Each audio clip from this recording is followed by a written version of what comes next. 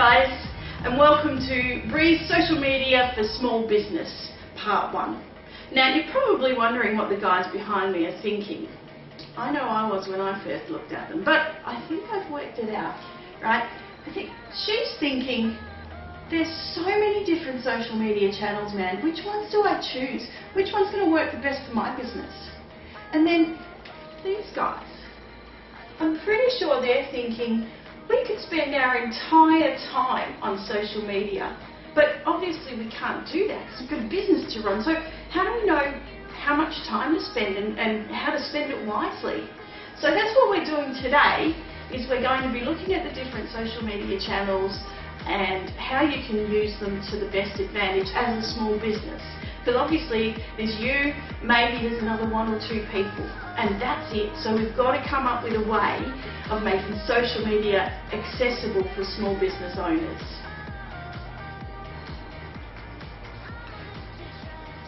I'm a small business owner myself, and I know when I went looking into social media there were so many different options, so many different things that I needed to look at. I was just overwhelmed. But I thought I'd sit down and kind of work through them and see what might and might not be useful for each individual type of business.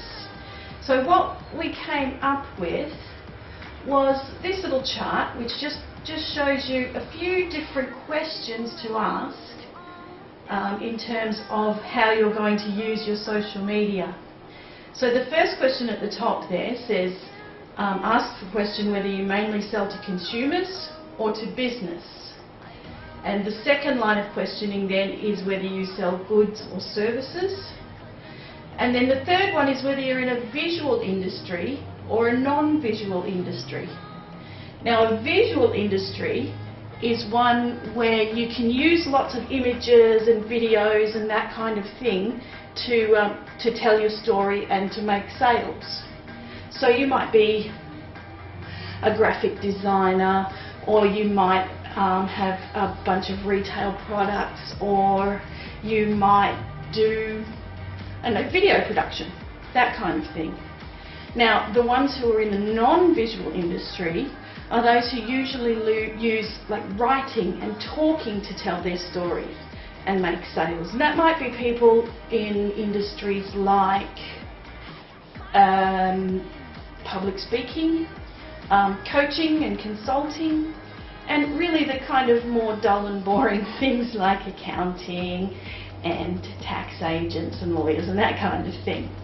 So what you do is you follow your own questions through the chart, and you come up with a list of the things that you could possibly use.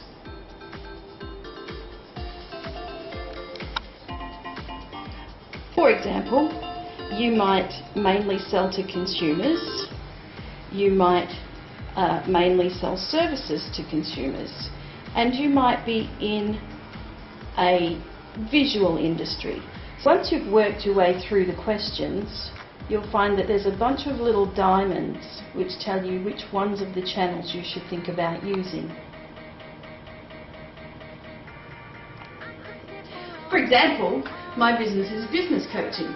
So we have a look and we see that I mainly sell to business, I mainly sell services, and I'm really in a non-visual industry. There's not a lot of interesting pictures that you can take about coaching.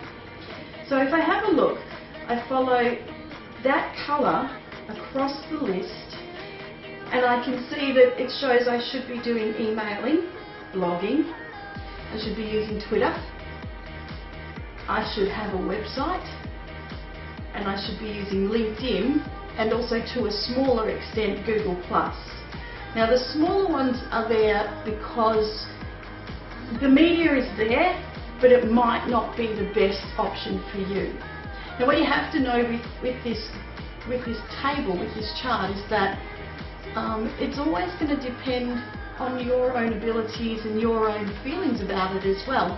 If the chart says you should do something and you just go, I really don't want to do that, I don't like the thought of it, then don't do it. Because if you try to do it when you don't want to, it's not going to work. You can find the chart on my website, www.bbint.com. Just go to the small business page and you'll find it there. So head over to the website, have a look at the chart and work out for yourself which one that you are. And don't panic, because it may very well be that it gives you a whole list of different things that you could be using that you have no idea how to use. But don't worry about that, because in the next couple of parts of the show we'll be looking at what you need to do with each one, whether you can use the same information for different things and across different platforms and across different social media channels, and also how you can automate it all so that you're not sitting on it all day, every day. So look out for us in Bree's Social Media for Small Business Part 2, which should be along fairly shortly. Thanks for that. See you next time.